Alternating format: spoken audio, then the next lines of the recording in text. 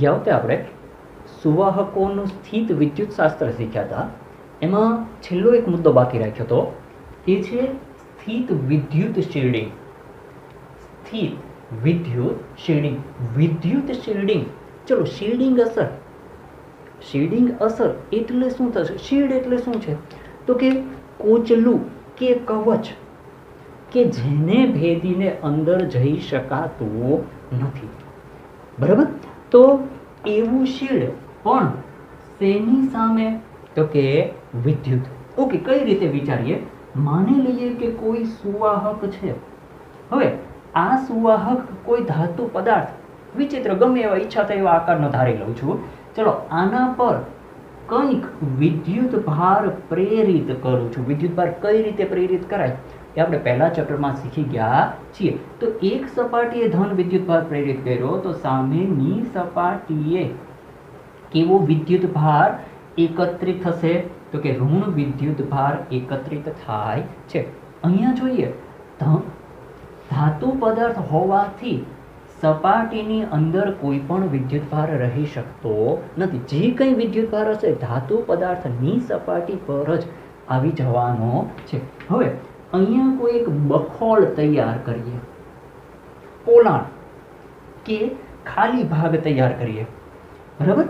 તો આ જે ખાલી ભાગ છે એની અંદર કોઈ વિદ્યુત ભાર હાજર નથી. ચલો આ બખોલની ખૂબ નજીક એક ગાઉસિયન સપાટી ધારી લો. તો આ ગાઉસિયન સપાટીની અંદરનો વિદ્યુત ભાર શૂન્ય. તો ગાઉસના નિયમ અનુસાર વિદ્યુત ક્ષેત્ર પણ કેટલું થઈ ગયું? અંદર વિદ્યુત ક્ષેત્ર થઈ જાય છે શૂન્ય. પરંતુ વિદ્યુત સ્થિતિમાન માટે આપણે એવું શીખ્યા કે વિદ્યુત સ્થિતિમાન શૂન્ય થતું નથી. તો આ વિસ્તારમાં લઈએ કે આ વિસ્તારમાં લઈએ, વિદ્યુત સ્થિતિમાન નોટ ઇક્વલ ટુ 0. તો વિદ્યુત સ્થિતિમાન કેટલું હોય? તો કે સપાટી પરના કોઈ બિંદુએ વિદ્યુત સ્થિતિમાન V0 હોય તો અંદરનું સ્થિતિમાન, બખોલની અંદરનું સ્થિતિમાન પણ કેટલું થવાનું છે? જેટલું સપાટી પર હોય એટલું જ અચળ સ્થિતિમાન અંદરના ભાગે હોવાનું છે. ઓકે, હવે આની ઉપયોગિતા શું છે? તો કોઈ એવું વિદ્યુતીય યંત્ર છે મારી પાસે, વિદ્યુતીય કોઈ એવું યંત્ર છે કે જેના પર બાહ્ય વિદ્યુત ક્ષેત્રની નાનકડી એવી અસર થતાં પણ જે કોઈ એની મદદથી જે કોઈ ગણતરી કરું છું અથવા એના જે કંઈ ઉપયોગમાં એને લઉં છું એમાં કંઈક ખલેલ ઉત્પન્ન થાય છે. બરાબર? તો એવા યંત્રને શું કરી શકું હું? બાહ્ય ક્ષેત્રની એના પર અસર થવી જોઈએ નહીં. એટલે મારે એનું શું કરવું છે? ઇલેક્ટ્રિકલ શિલ્ડિંગ કરવું છે. Electrical shielding. તો એવા યંત્રને ક્યાં મૂકી શકું? તો કે આવી કોઈ ધાતુની બખોલની અંદર મૂકી દેવામાં આવે તો ઇલેક્ટ્રિક શિલ્ડિંગ થવાથી બાહ્ય ક્ષેત્રની એના પર અસર થતી નથી. બાહ્ય ક્ષેત્ર એના પર અસર કરશે નહીં. ઓકે, હવે બીજું વિચારીએ કે અંદર જોઈએ તો ચલો એવો જ કોઈ પદાર્થ ધારી લો. અંદરના કોઈ પણ બિંદુએ વિદ્યુત ભાર હાજર ન હોવાથી અંદર કોઈ પણ નાનકડો એવો એકમ કદ ધારી લો. તો એ કદ પરનો વિદ્યુત ભાર એવું કહું કે કદ ખંડ કેટલો? Delta V. એની અંદર નો વિદ્યુત ભાર ડેલ્ટા Q કેટલો? 0. તો એવું કહી શકું કે અંદરના ભાગે કદ વિદ્યુત ભાર ઘનતા, કદ વિદ્યુત ભાર ઘનતા માટે શું કહીએ છીએ? એકમ કદ દીઠ વિદ્યુત ભાર કેટલું થઈ જશે? કારણ કે વિદ્યુત ભાર માત્ર ને માત્ર ક્યાં રહેવાનો છે? સપાટી પર. તો અંદરના ભાગે કોઈ વિદ્યુત ભાર હાજર ન હોવાથી કદ વિદ્યુત ભાર ઘનતા કેટલી? શૂન્ય. એવું ને એવું અહીંયા જે સપાટી ગાઉસિયન પૃષ્ઠ મેં જે અહીંયા લીધેલું છે, બરાબર, આપણી જે બખોલની સપાટી છે ને એને ખૂબ નજીક જે ગાઉસિયન પૃષ્ઠ લીધેલું છે એ ગાઉસિયન પૃષ્ઠ માટે પણ પૃષ્ઠ છે એટલે કેવી વિદ્યુત ભાર ઘનતા કહેવાય?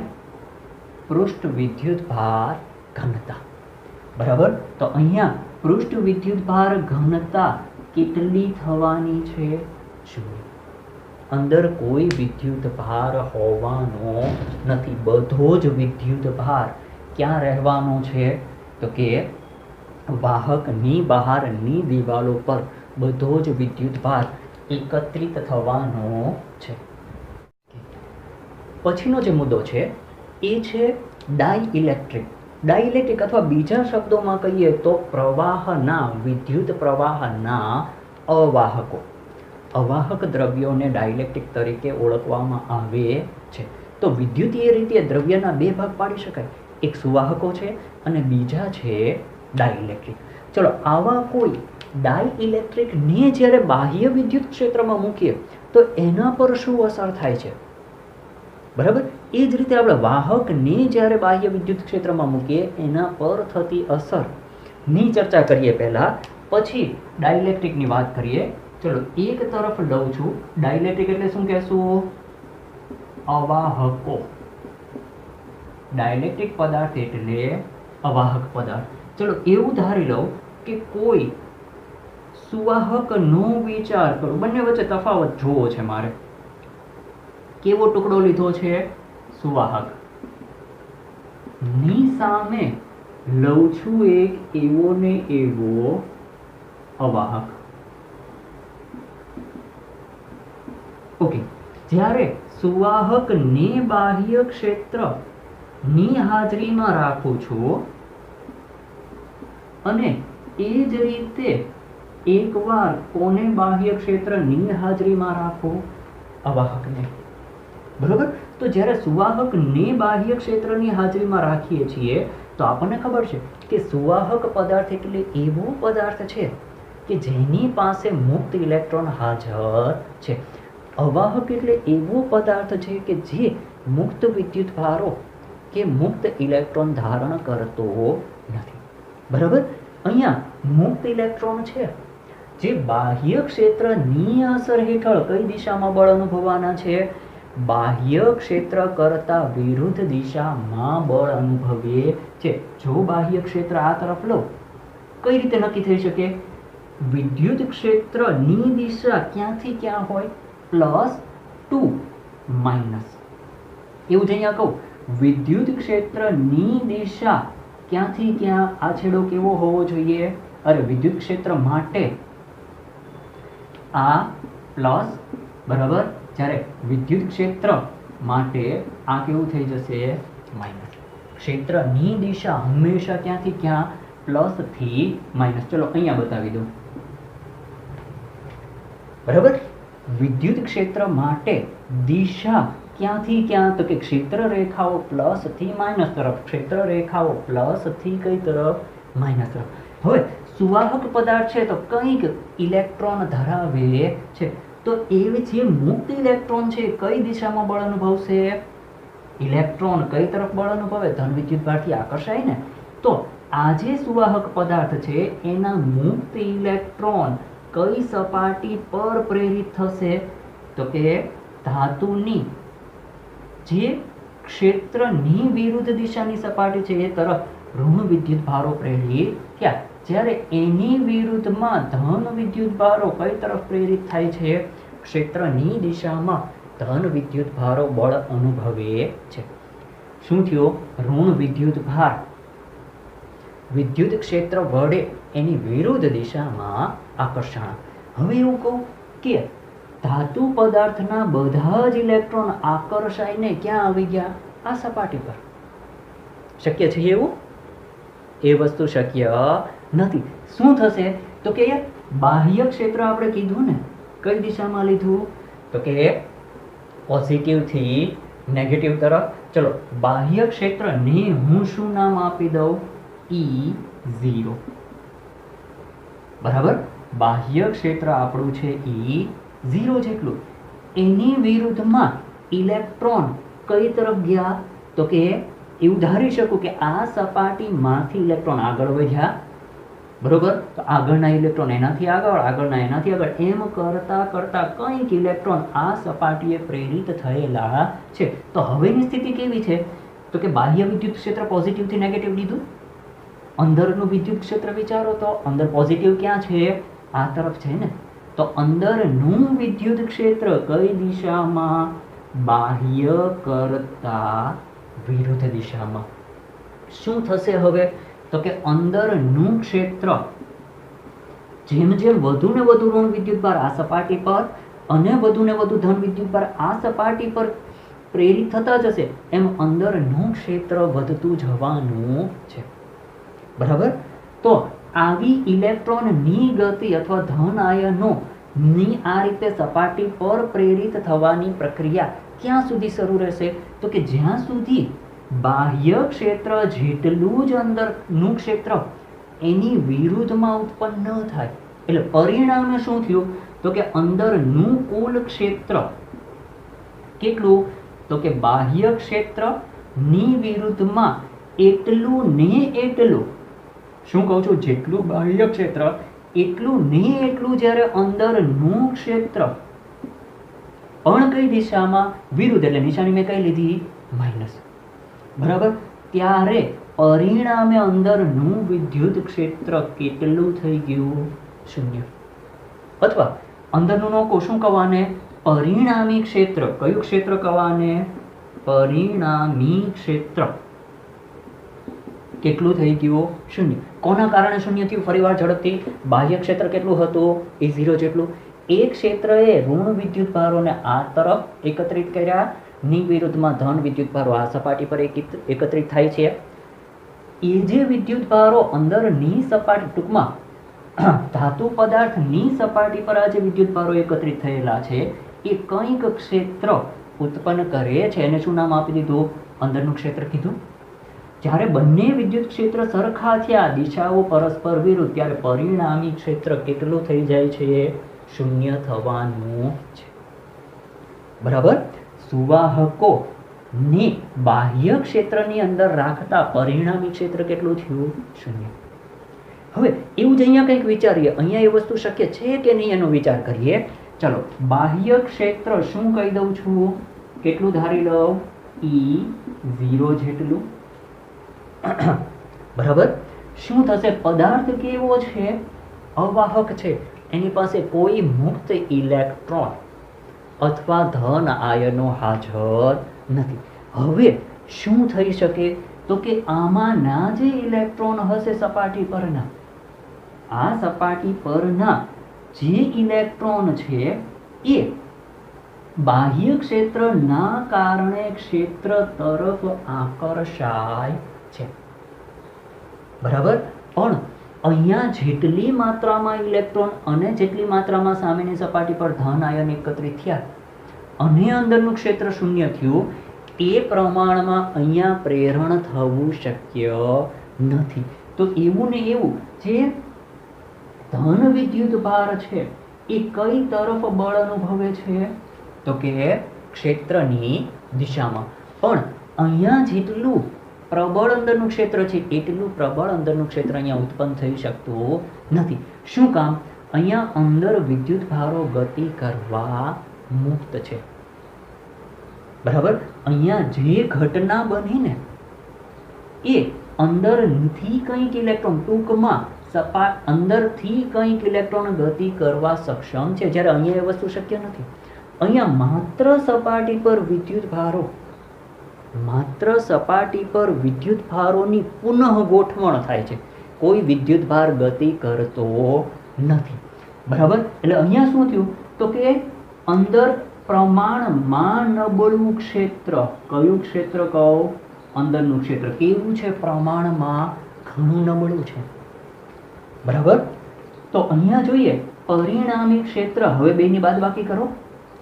પરિણામી ક્ષેત્ર નોટ ઇક્વલ ટુ 0. પરિણામી ક્ષેત્ર શૂન્ય થતું નથી. બરાબર? એટલે અહીંયા જોઈએ તો ધાતુ પદાર્થની અંદરનું પરિણામી ક્ષેત્ર શૂન્ય, જ્યારે અવાહક પદાર્થો હશે એની અંદર કંઈક પરિણામી ક્ષેત્ર પ્રેરિત થવાનું છે. અંદર ક્ષેત્ર શૂન્ય થતું નથી. બરાબર? જે કોઈ ડાઇલેક્ટ્રિક પદાર્થ છે એને આપણે બે પરમાણુય દ્રષ્ટિએ જોઈએ અથવા પરમાણુય ડાયપોલ મોમેન્ટની દ્રષ્ટિએ જોઈએ તો બે ભાગોમાં વહેંચી શકાય છે, બરાબર. એક છે ધ્રુવીય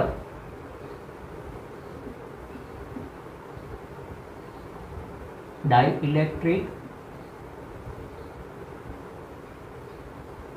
પદાર્થો, બીજા છે અધ્રુવીય ડાઇઇલેક્ટ્રિક પદાર્થો. ઓકે, ધ્રુવીય કોને કહેશું અને અધ્રુવીય કોને કહેશું? તો જે ધ્રુવો ધરાવે છે, ધ્રુવો એટલે શું છે? એક તરફનો છેડો કેવો છે? ધન ધ્રુવ. ની સામે બીજો છેડો કેવો છે? ઋણ ધ્રુવ. તો જે ધન અને ઋણ ધ્રુવો ધારણ કરે છે, જે ધન અને ઋણ ધ્રુવો ધારણ કરે છે એવા ડાઇલેક્ટ્રિકને આપણે નામ આપશું ધ્રુવીય, અને જે ધ્રુવો ધારણ નથી કરતું એને કહેશું અધ્રુવીય. વિચાર કરીએ કઈ રીતે? તો માની લઈએ કે H2 અણુ, કયા અણુની વાત કરું છું? H2 અણુ, બરાબર. બંને હાઇડ્રોજન હાઇડ્રોજન કંઈક બંધ બનાવીને, કયા પ્રકારનો બંધ છે? હાઇડ્રોજન બંધ બનાવીને H2 અણુ તૈયાર કરે છે. ઓકે, આની સામે H2 અણુ લઉં. ચલો, અહીંયા કયો અણુ લીધો મેં? H2. એની સામે H2 અણુ લઉં તો એક ઓક્સિજન ની સામે બે હાઇડ્રોજન. ચલો, અહીંયા જોઈએ તો હાઇડ્રોજનનો જે ઇલેક્ટ્રોન છે એ આંશિક રીતે કોના તરફ ખેંચાઈને રહેવાનો છે? ઓક્સિજન તરફ. ઓક્સિજન હાઇડ્રોજનના ઇલેક્ટ્રોનને કંઈક અંશે પોતાના તરફ ખેંચી રાખે છે. તો એના કારણે ઓક્સિજન આંશિક રીતે કેવો વિદ્યુતભાર ધરાવે છે? આંશિક રીતે ઓક્સિજન કેવો વિદ્યુતભાર ધરાવે છે? ઋણ. એની સામે હાઇડ્રોજન આંશિક રીતે કેવો વિદ્યુતભાર ધારણ કરશે? ધન. બરાબર. તો અહીંયા જોઈએ પહેલાની ડાયપોલ મોમેન્ટ. ચલો, ડાયપોલ મોમેન્ટની દિશા કઈ? માઇનસથી પ્લસ, માઇનસથી પ્લસ. પરિણામી લેવાનું ને બેનું, બરાબર. પરિણામી લઈએ તો કંઈક આ દિશામાં પરિણામી ડાયપોલ મોમેન્ટ મળવાની છે. ખ્યાલ આવ્યો? અહીંયા જુઓ તો બંનેની સ્થિતિ કેવી છે? સરખી છે. આ જ રીતે O2 અણુ લઈ શકું. એવો ને એવો CO2,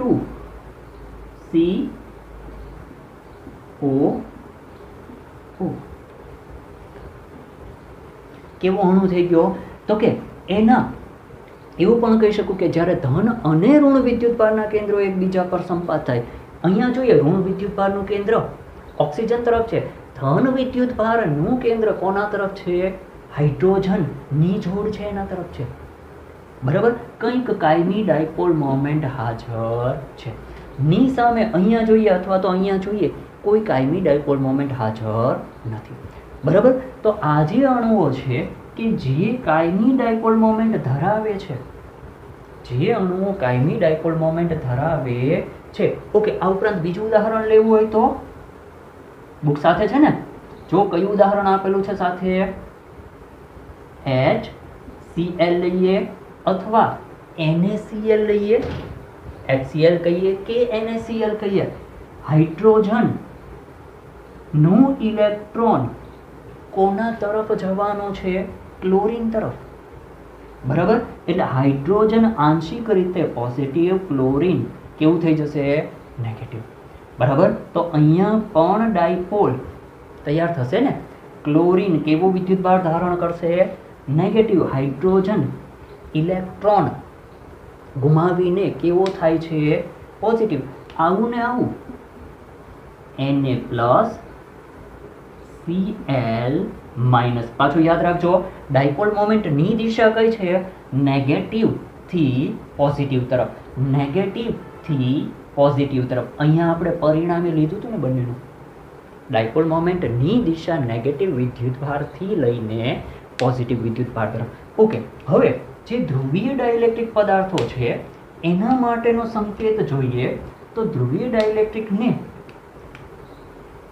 કંઈક આ રીતે દર્શાવવામાં આવે છે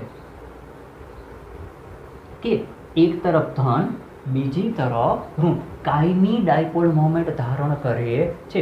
ની સામે અધ્રુવીય અણુ હશે કે અધ્રુવીય કોઈ પદાર્થ છે, બરોબર, તો એના માટે પોઝિટિવ અને નેગેટિવ ના કેન્દ્રો જાણે કે બંનેના કેન્દ્રો એક જ હોય, એકબીજા પર સંપાત થયેલા હોય એવો સંકેત લેવામાં આવે છે. આ સંકેત કોના માટે? અધ્રુવીય ડાઇલેક્ટ્રિક. આ સંકેત કોના માટે? ધ્રુવીય ડાઇલેક્ટ્રિક. નેગેટિવ પોઝિટિવ ના કેન્દ્રો અલગ અલગ છે, બરાબર. નેગેટિવ ગણો કે પોઝિટિવ ગણો, કેન્દ્ર બંનેના ક્યાં હશે? સેન્ટરમાં, કેન્દ્ર પર, બરાબર. તો આવા જે ડાઇલેક્ટ્રિક પદાર્થો છે કે જેની પાસે મુક્ત ઇલેક્ટ્રોન તો છે જ નહીં, એટલે અવાહક તો છે, બરાબર, પણ કાયમી ડાયપોલ મોમેન્ટ ધરાવતા નથી. કાયમી ડાયપોલ મોમેન્ટ ધરાવતા નથી.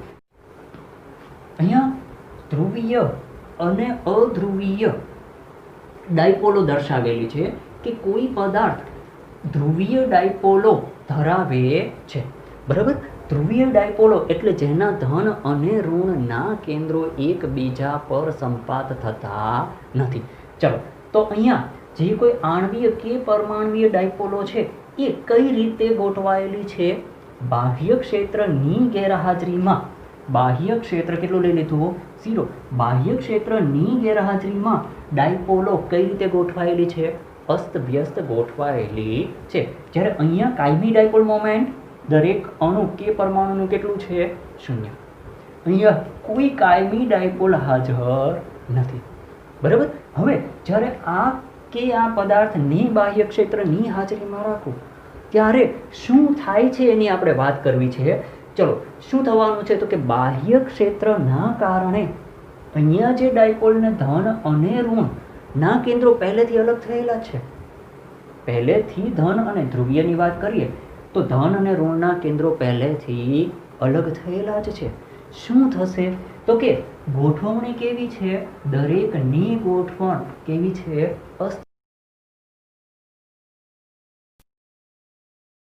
તો કે જે કોઈ ઋણ ધ્રુવ હશે ડાયપોલનો એ કઈ દિશામાં આકર્ષાય છે? ક્ષેત્રની વિરુદ્ધમાં. ધન ધ્રુવો કઈ તરફ આકર્ષણ અનુભવવાના છે? તો કે ક્ષેત્રની દિશામાં. તો અહીંયા કંઈક અંશે એવું કહી શકું કે કંઈક અંશે જે ડાયપોલો દરેક અસ્વ્યસ્ત ગોઠવાયેલી હતી, બાહ્ય ક્ષેત્ર કેટલું પ્રબળ છે? E not equal to 0. બાહ્ય ક્ષેત્ર કેટલું પ્રબળ છે એના આધારે આ ડાયપોલો વધુ ને વધુ ક્ષેત્રને સમાંતર ગોઠવવા પ્રયત્ન કરવાની છે. વધુ ને વધુ ડાયપોલો ક્ષેત્રને સમાંતર ગોઠવવા પ્રયત્ન કરશે, બરાબર. તો મિત્રો આ જે ઘટના થઈ એને આપણે નામ આપીએ છીએ ડાઇલેક્ટ્રિક પદાર્થનું પોલરાઇઝેશન કહીએ અથવા તો ધ્રુવીભવન કહીએ. ચલો, એની સામે અધ્રુવીય અણુ પાસે પહેલેથી કોઈ ડાયપોલ મોમેન્ટ હાજર નથી. ધન ઋણ ના કેન્દ્રો એક જ સ્થાને સંપાત થયેલા છે. હવે અહીંયા શું થશે? તો કે બાહ્ય ક્ષેત્રની જેટલી પ્રબળતા વધારે એટલો ઋણ વિદ્યુત ભાર કઈ દિશામાં ખેંચાય છે? તો કે ધન વિદ્યુત ક્ષેત્રની વિરુદ્ધમાં. ધન વિદ્યુત ભાર કઈ દિશામાં ખેંચાય છે? ક્ષેત્રની દિશામાં. એટલે અહીંયા એવું કહી શકું કે કંઈક ડાયપોલ મોમેન્ટો પ્રેરિત થવાની છે.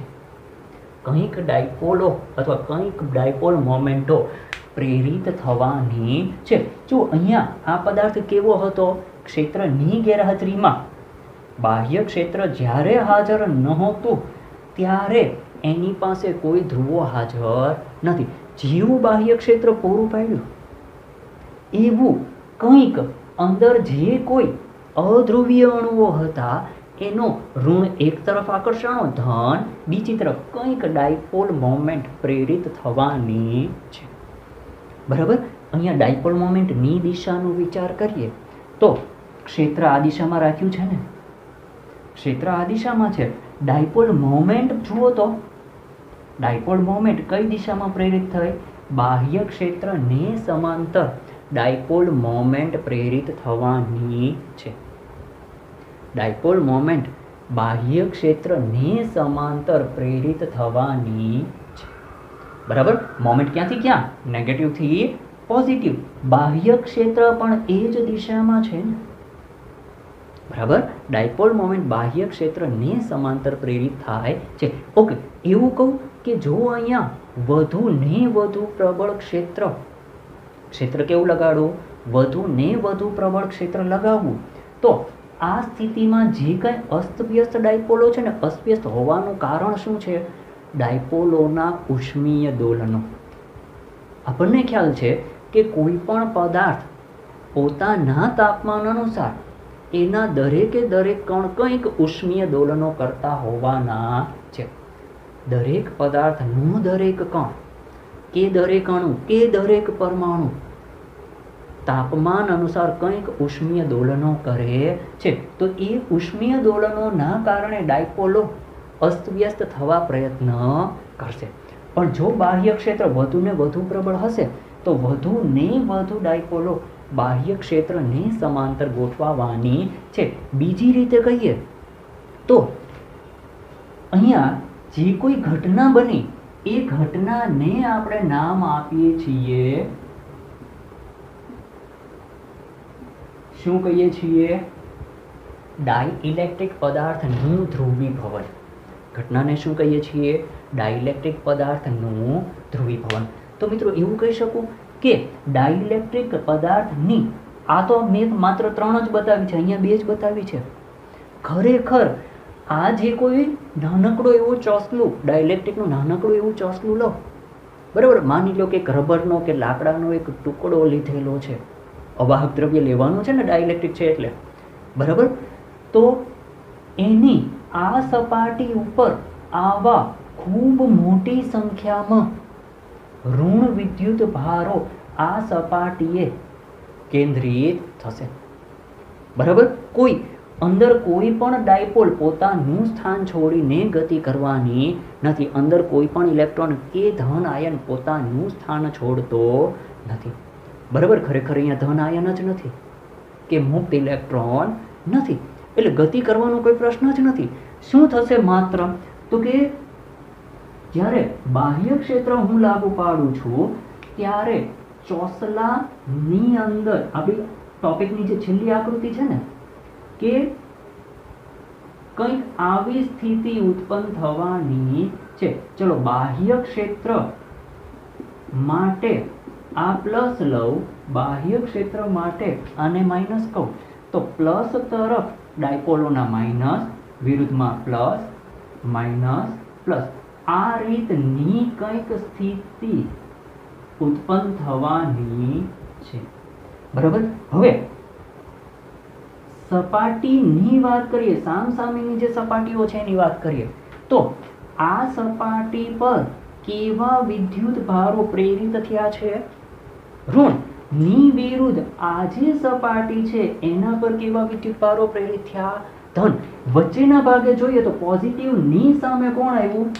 નેગેટિવ. વચ્ચેના ભાગે દરેક પોઝિટિવ વિદ્યુત ભાર ની સામે એક નેગેટિવ વિદ્યુત ભાર હાજર હોવાનો છે. એટલે વચ્ચેના ભાગે જોઈએ તો ચોખ્ખો વિદ્યુત ભાર કેટલો કહી દઉં? 0. જ્યારે આ સપાટી કંઈક ઋણ વિદ્યુત ભારિત થશે, પૃષ્ઠ વિદ્યુત ભાર ઘનતા અહીંયા કહું તો -σ. સામેની સપાટી કંઈક ધન વિદ્યુત ભારિત થઈ, પૃષ્ઠ વિદ્યુત ભાર ઘનતા પોઝિટિવ. તો એવું કહી શકું કે કંઈક ડાયપોલ મોમેન્ટ પ્રેરિત થવાનું છે. બરાબર. તો ચોસલાના એકમ કદ દીઠ, શું કહું છું? ચોસલાના એકમ કદ દીઠ પ્રેરિત થતું ડાયપોલ મોમેન્ટ. કેવું ચોસલું લીધું છે મેં? ડાઇલેક્ટ્રિક. કેવું ચોસલું લીધું છે? ડાઇલેક્ટ્રિક. તો તમારે શું લખવાનું અહીંયા? ડાઇલેક્ટ્રિક ચોસલાના. શું લખશો તમે? ડાઇલેક્ટ્રિક ચોસલાના એકમ કદ દીઠ પ્રેરિત ડાયપોલ મોમેન્ટ. ચલો, એ જે એકમ કદ દીઠ પ્રેરિત ડાયપોલ મોમેન્ટ છે એને દર્શાવું છું પોલરાઇઝેશનની તીવ્રતા અથવા પોલરાઇઝેશન માટે P વડે. તો કોના પર આધાર રાખે છે? તો કે જેમ વધુ ને વધુ ક્ષેત્ર વધારીએ એમ વધુ ને વધુ ડોમેનો વધુ ને વધુ ડાયપોલો ક્ષેત્રને સમાંતર ગોઠવાય છે. અવ્યવસ્થા અથવા ડાયપોલને અસ્વ્યસ્ત કરનારું કોણ? તાપમાન. ડાયપોલને અસ્વ્યસ્ત કરનારું કોણ? તાપમાન. બરાબર. જેમ વધુ ક્ષેત્ર પૂરું પાડો એમ બાહ્ય ક્ષેત્રની પ્રબળતાના કારણે વધુ ને વધુ ડાયપોલો બાહ્ય ક્ષેત્રને સમાંતર ગોઠવાશે. તો એવું કહું કે આનું થતું ધ્રુવીભવન શેના પર આધાર રાખે છે? બાહ્ય ક્ષેત્રની તીવ્રતા પર આધાર રાખે છે. ધ્રુવીભવનની માત્રા કોના પર આધાર રાખે છે? બાહ્ય ક્ષેત્રની તીવ્રતા પર આધાર રાખે છે. ચલો, સપ્રમાણતા દૂર કરવા માટે કંઈક અચળાંક મૂકવું. એ જે અચળાંક છે એને આપણે નામ આપીએ છીએ ડાઇઇલેક્ટ્રિક પદાર્થની સસેપ્ટિબિલિટી. તમારે લખવાનું છે, ટેક્સ્ટબુક છે ને સાથે? શું કહું? તો કે અહીંયા જે અચળાંક મૂકેલો છે એને નામ આપું છું ડાઇઇલેક્ટ્રિક પદાર્થની સસેપ્ટિબિલિટી. ઓકે, હવે આ અચળાંક જોઈએ તો દરેકે દરેક પદાર્થ માટે કેવો હશે? જુદો જુદો. માની લો કે એકવાર લાકડાના ટુકડાને બાહ્ય ક્ષેત્રમાં મૂકો. બાહ્ય ક્ષેત્રની હાજરીમાં ટુકડો શેનો લો? પ્લાસ્ટિકનો ટુકડો લો. તો દરેકમાં એકમ કદ દીઠ પ્રેરિત થતી ડાયપોલ મોમેન્ટ કેવી હશે? જુદી જુદી. દરેકની સપાટી પર પ્રેરિત વિદ્યુતભારની જે ઘનતા છે અલગ અલગ હોવાની છે. સપાટી પર પ્રેરિત વિદ્યુતભારોની ઘનતા દરેક માટે અલગ અલગ હોવાની છે. બરોબર. જેના માટે વધારે ઘનતા હોય, બરોબર, તો ત્યાં સસેપ્ટિબિલિટી એ પદાર્થની કેવી હશે? વધુ હશે. એનું સરળતાથી અથવા ઓછા ક્ષેત્રથી પણ ધ્રુવીભવન કરવું શક્ય છે.